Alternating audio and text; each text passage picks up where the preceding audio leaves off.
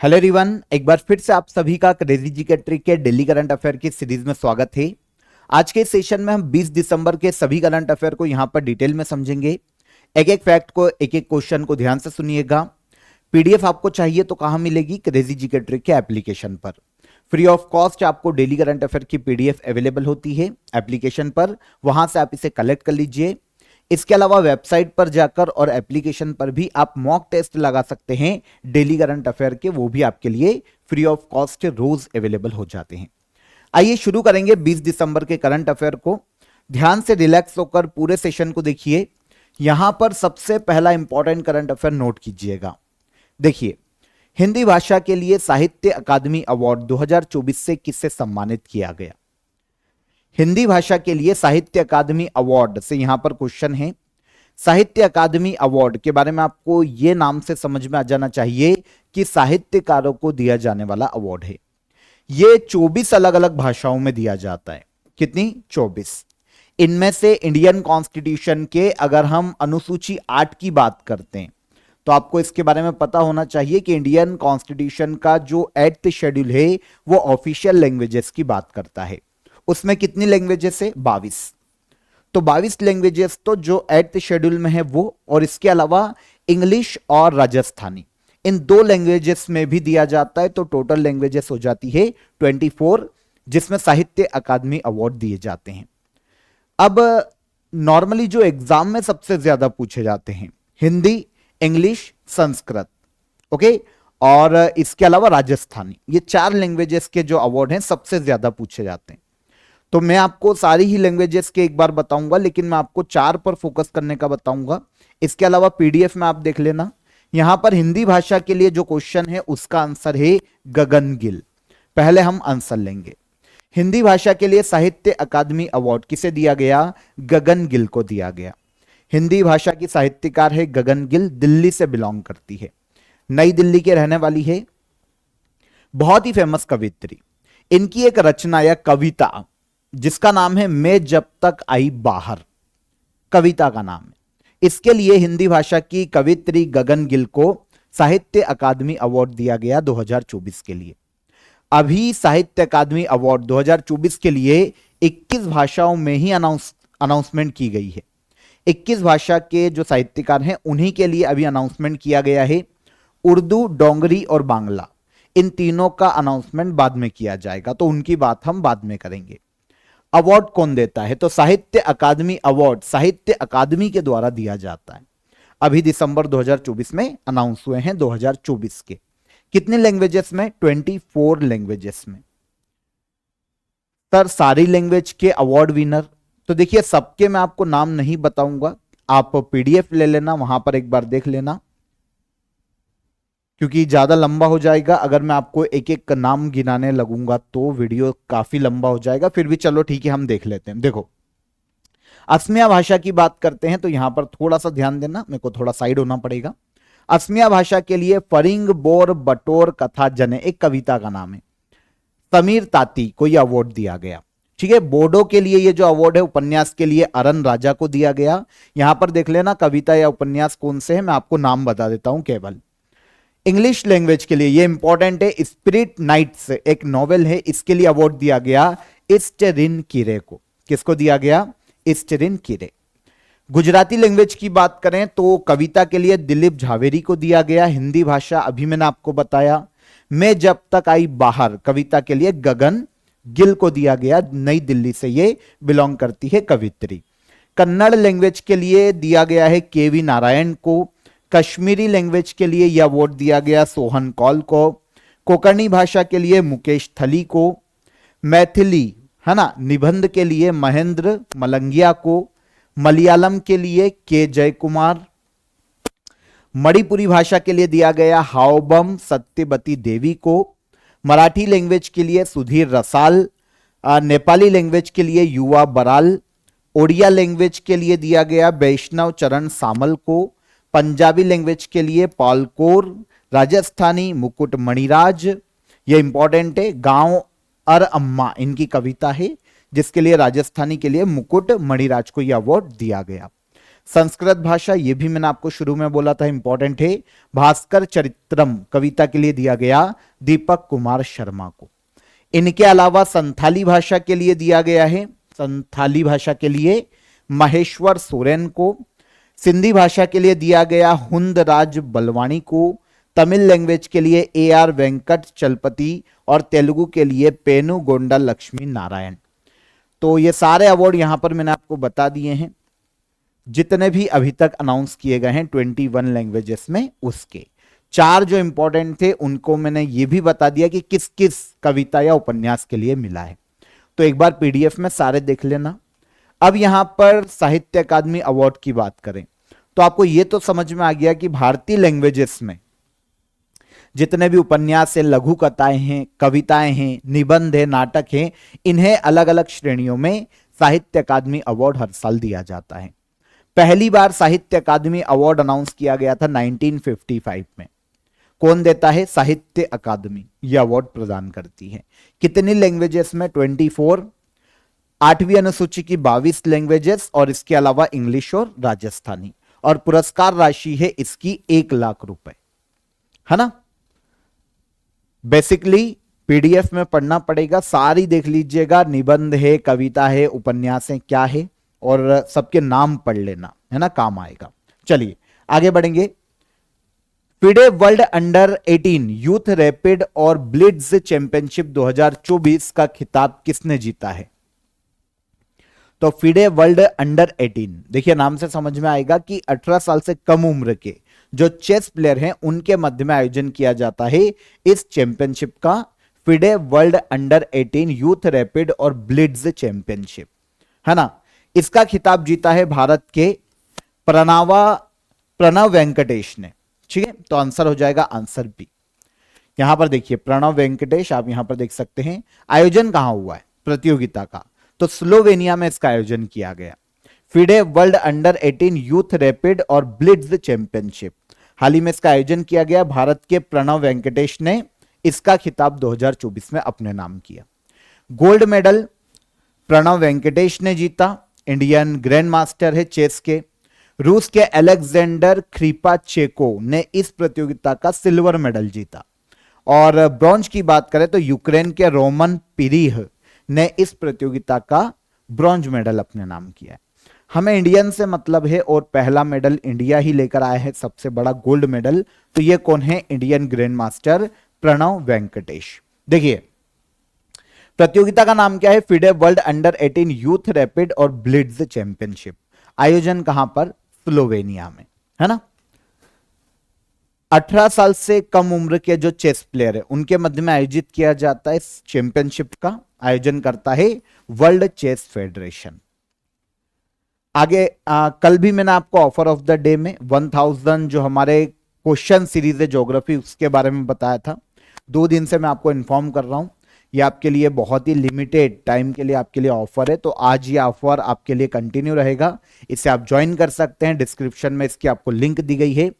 1000 question series है आपके लिए ज्योग्राफी की, जहां पर देखिए अलग अलग सेगमेंट में इसे डिवाइड किया गया है। क्वेश्चन आंसर सीरीज को आप ज्वाइन करना चाहते हैं PDF फॉर्म में तो उसको ज्वाइन कर सकते हैं, एक्सप्लेनेशन के साथ ज्वाइन कर सकते हैं। वीडियो सॉल्यूशन लेक्चर भी चाहिए तो उसके साथ ज्वाइन कर सकते हैं। टॉपिक वाइज टेस्ट को ज्वाइन करना चाहते हैं तो वो भी आपके लिए ऑप्शन है। और साथ ही साथ आपको प्रैक्टिस सेट चाहिए, प्रैक्टिस सेट टेस्ट चाहिए तो वो भी आपको यहाँ पर अवेलेबल हो जाते हैं। तो आपको डिस्क्रिप्शन में यहाँ पर लिंक दे दूंगा मैं 1000 क्वेश्चन सीरीज ज्योग्राफी की, इसकी लिंक आपको डिस्क्रिप्शन में मिल जाएगी, वहां से आप इसे डायरेक्ट अवेल कर सकते हैं।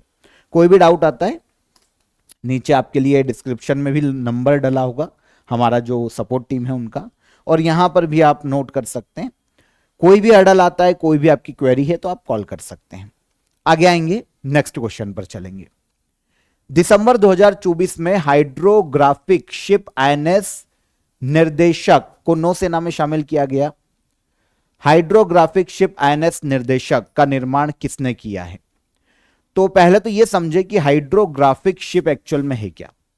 देखिए हाइड्रोग्राफिक शिप की बात करें तो नॉर्मली क्या होता है कि हाइड्रोग्राफिक सर्वेक्षण के लिए मानचित्र सर्वेक्षण क्या होता है कि समुद्री क्षेत्र में शिप के लिए दिशा निर्देशों के लिए एक मानचित्र का निर्माण करना, समझना हाइड्रोग्राफिक सर्वेक्षण है। तो हाइड्रोग्राफिक शिप है ये, है ना, भारत का आईएनएस निर्देशक, जिसको हाल ही में भारतीय नौसेना में शामिल किया गया और इसका निर्माण करने का श्रेय दिया जाता है garden rich ship builders and engineers, Kolkata को। आंसर हो जाएगा आंसर ए, है ना। हाल ही में इंडियन नेवी में इस शिप को शामिल किया गया है।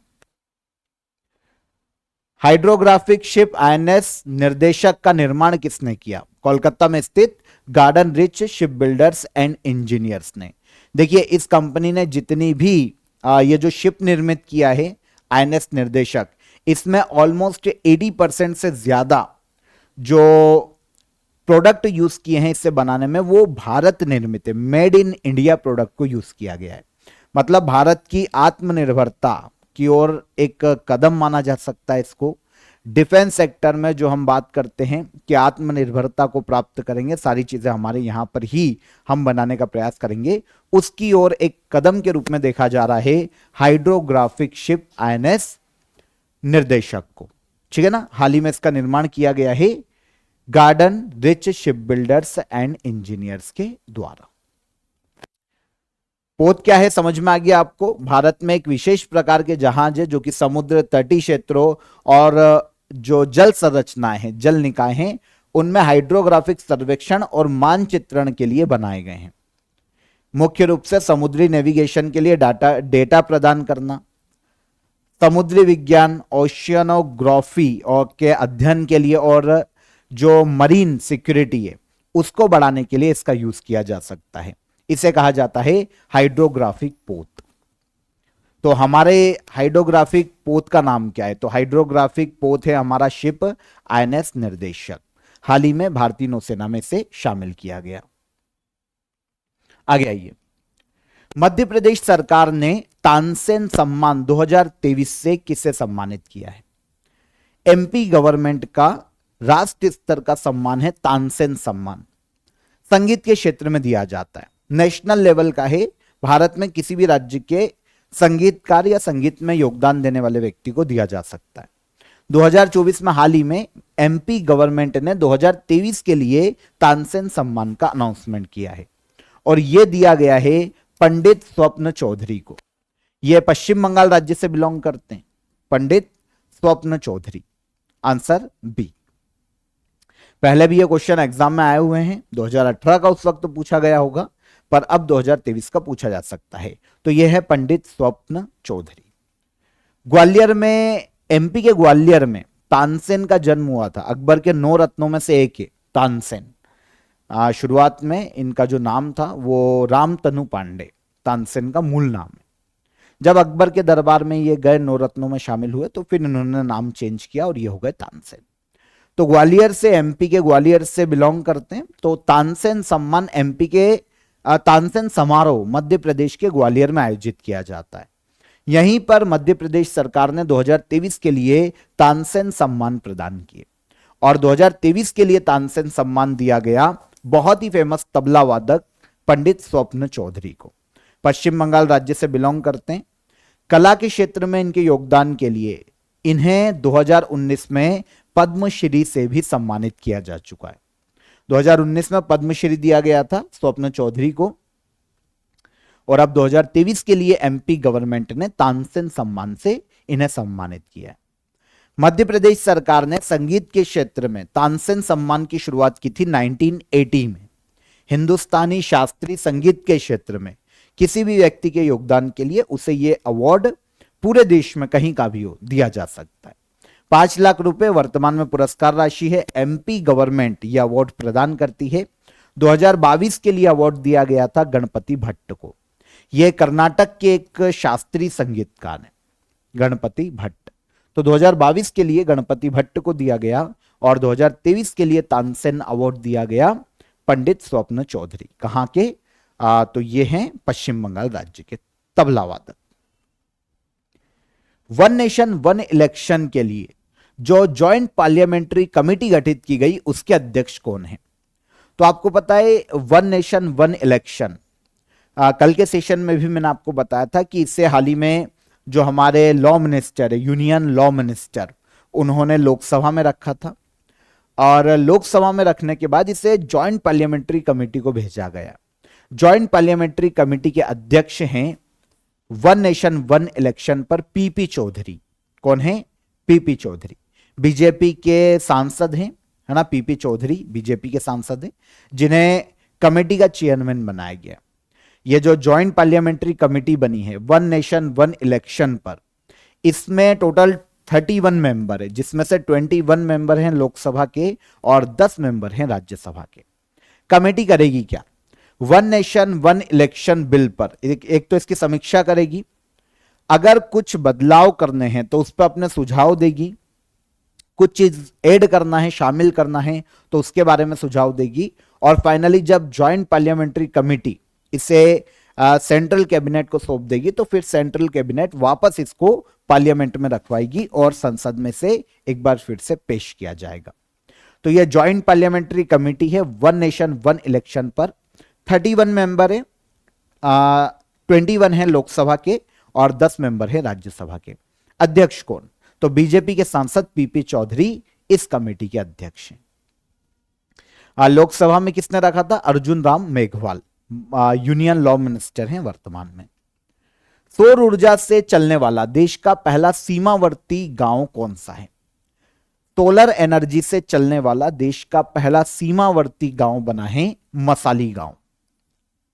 मसाली गांव गुजरात राज्य में स्थित है, पूरी तरीके से सौर ऊर्जा से रोशन गांव। तो गुजरात के बनासकांठा जिले में मसाली गांव है, सौर ऊर्जा से चलने वाला देश का पहला एक सीमावर्ती गांव है, फर्स्ट बॉर्डर विलेज है जो कि सौर ऊर्जा से रोशन है।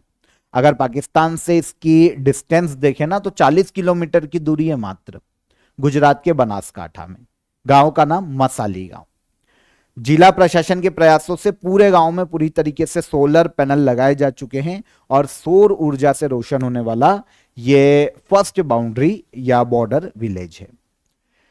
एक स्कीम आई थी इसी साल सेंट्रल गवर्नमेंट की 2024 में, पीएम सूर्य घर मुफ्त बिजली योजना। इसी के तहत सोलर ग्राम बनाया गया है मसाली गांव को। आप पीएम सूर्य घर मुफ्त बिजली योजना की बात करें तो 2024 में अभी से लॉन्च किया गया था कुछ समय पहले। भारत में सोलर एनर्जी को बढ़ावा देने के लिए, सोलर एनर्जी के क्षेत्र में प्रयास के लिए और सौर ऊर्जा उत्पादन को बढ़ावा देने के लिए, ताकि नागरिकों को मुफ्त बिजली प्रदान की जा सके, पीएम सूर्य घर मुफ्त बिजली योजना को शुरू किया गया था। 2024 में ही इसका अनाउंसमेंट किया गया है और अब इसके तहत एक गांव जो कि पूरी तरीके से सोलर एनर्जी से रोशन है और भारत का फर्स्ट बॉर्डर विलेज है जो कि सोलर एनर्जी से रोशन है, कौन सा है? तो यह हो गया मसाली गांव, भारत के गुजरात राज्य में। मिस इंडिया यूएसए 2024 का खिताब किसने जीता है? देखिए, यूएसए में हर साल मिस इंडिया कंपटीशन का आयोजन किया जाता है, मिस इंडिया यूएसए के नाम से। यूएसए में रहने वाली जो भारतीय मूल की महिलाएं हैं उनके लिए यह कंपटीशन आयोजित किया जाता है, भारतीय मूल की महिलाओं के लिए, मतलब जिनका मूल भारतीय मूल हो, भले ही वो यूएसए की वर्तमान में सिटीजन हो। तो मिस इंडिया यूएसए 2024 का हाल ही में आयोजन किया गया था यूएसए में। इसमें मिस इंडिया यूएसए का खिताब जीता है कैटलिन सैंड्रा नील ने। कौन? कैटलिन सैंड्रा नील। यह है कैटरिन सैंड्रा नील। तो अमेरिका के न्यू जर्सी में आयोजित किया गया था miss India USA 2024 competition. Bharat के चेन्नई में जन्मी है कैटलिन सैंड्रा नील, जिन्होंने मिस इंडिया यूएसए 2024 का खिताब जीता। वैसे इसमें कुछ और खिताब भी है, जैसे मिसेस इंडिया यूएसए 2024, तो इसका खिताब जीता है संस्कृति शर्मा ने, यूएसए की रहने वाली। और एक है Mrs tin India USA, tin India USA है, जिसका खिताब 2024 में अर्शिता कथपालिया ने अपने नाम किया। ठीक है, इसको आप ऐसा बोल सकते हैं miss tin India USA 2024 Arshita Kathpalia, इसका खिताब जीता है। तो हमारे लिए सबसे इंपॉर्टेंट यहां पर मिस इंडिया यूएसए है 2024 के लिए आयोजन किया गया। ये मेन अवार्ड है, इसलिए आयोजन किया गया यूएसए में और खिताब जीता है कैटलिन सैंड्रा नील ने। चेन्नई में इनका जन्म हुआ है, तमिलनाडु राज्य में। वर्ल्ड की जो बड़ी बड़ी सौंदर्य प्रतियोगिता 2024 में आयोजित की गई, जिसमें से क्वेश्चन आते हैं, एक तो मिस यूनिवर्स से और एक मिस वर्ल्ड है। सबसे ज्यादा क्वेश्चन यहीं से पूछे जाते हैं। तो 2024 में मिस यूनिवर्स 2024 का खिताब किसने जीता? तो यह जीता विक्टोरिया केयर थिलविंग ने, जो कि डेनमार्क की रहने वाली है और डेनमार्क की पहली महिला जो कि मिस यूनिवर्स बनी, विक्टोरिया थिलविंग। इनके बाद अगर हम मिस वर्ल्ड 2024 की बात करें तो 2024 में मिस वर्ल्ड का खिताब जीता क्रिस्टिना पित्स्कोवा, चेक रिपब्लिक की है। और मिस इंडिया 2024 की बात करें, इंडिया का कंपटीशन है, तो ये निकिता पोरवाल ने जीता था। मध्य प्रदेश राज्य से ये बिलोंग करती है, मध्य प्रदेश के उज्जैन की रहने वाली है। कौन? निकिता पोरवाल। तो ये 3 अवार्ड आपको याद रखना चाहिए। मिस यूनिवर्स 2024 विक्टोरिया थिलविंग डेनमार्क की, मिस वर्ल्ड 2024 क्रिस्टिना पित्स्कोवा, और मिस इंडिया 2024 कौन बनी? तो ये मध्य प्रदेश के उज्जैन की निकिता पोरवाल। हाल ही में केंद्रीय मंत्री जितेंद्र सिंह ने किसान कवच लॉन्च किया है। किसान कवच क्या है? तो आपको पता है खेतों में किसान जब पेस्टिसाइड का छिड़काव करते हैं तो एक्चुअल में वो स्वास्थ्य के लिए भी हार्मफुल है। तो उन किसानों की रक्षा के लिए भारत का पहला कीटनाशक रोधी बॉडी सूट बनाया गया है, जिसे नाम दिया गया है किसान कवच। भारत के जो यूनियन मिनिस्टर हैं जितेंद्र सिंह, इन्होंने हाल ही में किसान कवच को लॉन्च किया है। तो पता चल गया आपको उद्देश्य क्या, ये भी यहीं क्लियर हो गया। हाल ही में यूनियन मिनिस्टर जितेंद्र सिंह ने किसान कवच को लॉन्च किया। भारत का पहला कीटनाशक रोधी बॉडी सूट है। इसको पहनने के बाद जब पेस्टिसाइड का छिड़काव किया जाता है खेतों में, है ना, तो जो टॉक्सिक केमिकल्स होते हैं उनसे किसानों को बचाया जा सकता है। उनको जो शारीरिक नुकसान हो सकता है, सांस लेने में प्रॉब्लम हो सकती है, एलर्जी हो सकती है, तो इन केस जो भी शारीरिक नुकसान हो सकते हैं उनसे बचाया जा सकता है पहले कीटनाशक रोधी बॉडी सूट से। नाम क्या दिया गया? तो इसे नाम दिया गया किसान कवच। ब्रिक स्टेम जो कि बेंगलोर की एक संस्था है, इसके द्वारा सेपियो हेल्थ प्राइवेट लिमिटेड के सहयोग से इसे विकसित किया गया। ये छोड़ दो, ये किसी काम का नहीं है हमारे, हमको तो बॉडी सूट का नाम याद रखना पड़ेगा किसान कवच, है ना। इंपॉर्टेंट इसलिए क्योंकि भारत का पहला कीटनाशक रोधी बॉडी सूट है ये, एंटी पेस्टिसाइड बॉडी सूट किसानों के लिए हाल ही में डेवलप किया गया। फीफा इंटरकॉन्टिनेंटल कप 2024 का खिताब किसने जीता है? फीफा इंटरकॉन्टिनेंटल कप जो कि वर्ल्ड में फुटबॉल क्लब के बीच में आयोजित किया जाने वाला एक फुटबॉल टूर्नामेंट है, इसका खिताब जीता है 2024 में रियल मैड्रिड ने। रियल मैड्रिड के बारे में हम पहले भी बात कर चुके हैं, स्पेनिश फुटबॉल क्लब है रियल मैड्रिड, जिसने हाल ही में फीफा इंटरकॉन्टिनेंटल कप 2024 का फुटबॉल का खिताब जीता। ठीक है, यह है winner team. FIFA intercontinental cup की विशेषता है कि 2024 में ही इसकी शुरुआत की गई है, इसी साल पहला एडिशन है ये जो फाइनल है कतर में खेला गया था। कतर का एक पर्टिकुलर फुटबॉल स्टेडियम है जिसका नाम है लुसेल स्टेडियम। यहां पर रियल मैड्रिड और मेक्सिको पाचुका इन दो टीमों के मध्य में एक फुटबॉल क्लब कहां का है? रियल मैड्रिड स्पेनिश, और एक मैक्सिकन, मेक्सिको या मेक्सिको पाचुका। तो रनर अप रही मेक्सिको का फुटबॉल क्लब और विनर रहा real Madrid Spanish football club. FIFA द्वारा आयोजित एक मेंस फुटबॉल टूर्नामेंट है, शुरुआत इसी साल की गई है 2024 में। वर्ल्ड में जो फुटबॉल क्लब्स हैं वो यहां पर पार्टिसिपेट करते हैं। ओके, बेस्ट प्लेयर का जो अवार्ड है वो विनीसियस जूनियर को दिया गया, रियल मैड्रिड के खिलाड़ी हैं। वैसे विनीसियस जूनियर को हमने कल भी पढ़ा था, अगर आपको याद हो तो। क्यों पढ़ा था? फीफा के द्वारा FIFA football mains football player of the year का अवार्ड दिया गया है 2024 में। किसे? विनीसियस जूनियर को। कल ही हमने इनकी बात की थी। तो ये बेस्ट प्लेयर का अवार्ड जीते हैं यहां पर फीफा इंटरकॉन्टिनेंटल कप 2024 में। विनर कौन सी फुटबॉल क्लब रहा? तो Real Madrid. Last question, good governance week 2024 कब से कब तक आयोजित किया जा रहा है? आपको पता है गुड गवर्नेंस डे किसकी बर्थ एनिवर्सरी पर मनाया जाता है? तो गुड गवर्नेंस डे मनाया जाता है, और कब मनाया जाता है? 25 दिसंबर को। किसकी जयंती है? Good governance day Atal Bihari Vajpayee. कौन है? अटल बिहारी वाजपेयी। पहला चीज तो ये, अटल बिहारी वाजपेयी भारत के पूर्व पीएम रह चुके हैं। तो 25 दिसंबर के पहले तक, मतलब 19 दिसंबर से लेकर 24 दिसंबर तक भारत में मनाया जाएगा गुड गवर्नेंस वीक 2024 में। 25 दिसंबर के एक दिन पहले ये खत्म होगा, जिस दिन एक्चुअल में गुड गवर्नेंस डे है भारत में, अटल बिहारी वाजपेयी की जन्म जयंती है। किया क्या जाएगा इसके तहत? इसके तहत एक पर्टिकुलर जो थीम रखी गई है, प्रशासन गांव की ओर एक कैंपेन चलाया जा रहा है। इसके लिए भारत के 700 से ज्यादा जिलों में यह कैंपेन शुरू किया गया है, प्रशासन गांव की ओर। इसमें यह किया जाएगा कि जो लोकल बॉडीज हैं अलग अलग जिलों में, गांव में, वो लोक शिकायतों के प्रभावी निवारण के लिए काम करें। जितनी भी शिकायतें हैं आम आदमी की, वहां की जो भी लोकल बॉडी है जिनको पास अथॉरिटी है उस काम को करने की, वो व्यक्ति तक पहुंचकर प्रभावी निवारण का काम करेगी उनकी समस्याओं का। नागरिकों की समस्याओं को जल्द से जल्द खत्म करना, उसका निवारण करना और गवर्नेंस में सुधार करना, इस उद्देश्य से चलाया गया है प्रशासन गांव की ओर कैंपेन। किसके तहत? गुड गवर्नेंस वीक के तहत, जो मनाया जा रहा है 19 दिसंबर से लेकर 24 दिसंबर तक।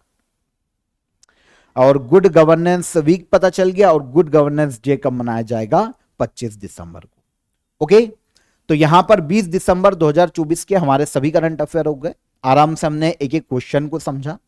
अब हम चलेंगे लास्ट डे के करंट अफेयर के रिवीजन पर। कल जो भी हमने क्वेश्चन पढ़े थे उनको हम यहां पर रिवाइज कर लेते हैं। पहला क्वेश्चन पढ़ो। यह हमारा क्वेश्चन जिसकी अभी हमने बात की थी, किस फुटबॉल खिलाड़ी ने best FIFA men's player of the year 2024 का पुरस्कार जीता? तो कौन है? Vinicius junior. भारत के स्पिनर रविचंद्रन अश्विन ने संन्यास की घोषणा की। इनकी ऑटोबायोग्राफी का क्या नाम है? तो रविचंद्रन अश्विन की ऑटोबायोग्राफी है आई हैव द स्ट्रेट अ कुट्टी क्रिकेट स्टोरी। पद्म पुरस्कार विजेता तुलसी गौड़ा का निधन हो गया है। इन्हें किस क्षेत्र में योगदान के लिए पद्म पुरस्कार प्रदान किया गया था? तो इन्वायरमेंटल एक्टिविस्ट, पर्यावरण कार्यकर्ता। भारत और श्रीलंका की नौसेना के मध्य में नौसैन्य अभ्यास सिलिनेक्स 2024 का आयोजन कहां किया गया? तो यह आयोजन किया गया विशाखापट्टनम, आंध्र प्रदेश में। दिसंबर 2024 में चक्रवात चिडो ने मायोट द्वीप को प्रभावित किया। मायोट द्वीप किस देश का द्वीप है? तो हिंद महासागर या इंडियन ओशियन में यह फ्रांस का द्वीप है। 18 दिसंबर को इंटरनेशनल माइग्रेंट्स डे मनाया गया। इंटरनेशनल माइग्रेंट्स डे 2024 की थीम क्या है? तो honouring the contribution of migrants and respecting their rights, यह थीम है 2024 में 18 दिसंबर को मनाए गए अंतर्राष्ट्रीय प्रवासी दिवस की। निम्न में से किसे इंडियन सोसाइटी फॉर क्वालिटी द्वारा जमशेदजी टाटा अवार्ड 2024 से सम्मानित किया गया? तो यह है Kiran Mazumdar Shaw. QS world university ranking sustainability 2025 में भारत की आईआईटी दिल्ली को ऑल ओवर वर्ल्ड कौन सी रैंक दी गई है? तो 171।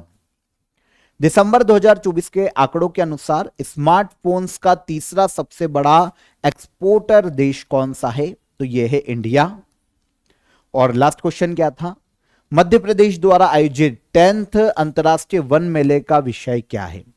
तो एमपी गवर्नमेंट के द्वारा आयोजित 10वें अंतर्राष्ट्रीय वन मेले का विषय या थीम की बात करें तो women empowerment through minor forest produce. Answer हो जाएगा आंसर ए। ये सारे करंट अफेयर कल के सेशन में हमने पढ़े थे, डिटेल में समझे थे, क्वेश्चन आंसर कर लिए हमने यहां पर। अब लास्ट डे जो क्वेश्चन ऑफ द डे दिए थे उनका आंसर बता देता हूं। विश्वनाथन आनंद पहली बार किस वर्ष वर्ल्ड चेस चैंपियन बने थे? तो वर्ष 2000 में। 5 बार रहे हैं। राज्यों में द्वैध शासन डायरकी किस एक्ट के माध्यम से शुरू की गई थी? तो 1919 का एक्ट था। पेरिस ओलंपिक 2024 में मेडल टेली में भारत कौन से स्थान पर रहा? तो पेरिस ओलंपिक 2024 में मेडल टेली में भारत 71th पोजीशन पर रहा था। ये तीनों क्वेश्चन के आंसर हो गए। अब आज के question of the day, problem of the east के लेखक कौन है? बुक का नाम है। अल बरूनी द्वारा लिखी गई वह पुस्तक कौन सी है जो कि भारत के बारे में बताती है? और poverty and un British rule of India के लेखक कौन है? तीनों ही बुक्स से क्वेश्चन हैं जो कि इतिहास की बुक्स हैं। कमेंट में आंसर कीजिएगा तीनों क्वेश्चन के। सेशन कैसा लगा ये भी बता दीजिएगा। आप पीडीएफ ले लेना एप्लीकेशन से, क्योंकि पहले क्वेश्चन में जो साहित्य अकादमी अवार्ड है, आपको 21 जो अवार्ड है वो एक बार पढ़ने पड़ेंगे, तो पीडीएफ को कलेक्ट कर लेना, फ्री ऑफ कॉस्ट है, एप्लीकेशन से ले लो। कल फिर मुलाकात करेंगे कल के सेशन में, तब तक अपना ख्याल रखिएगा। जय हिंद, जय भारत।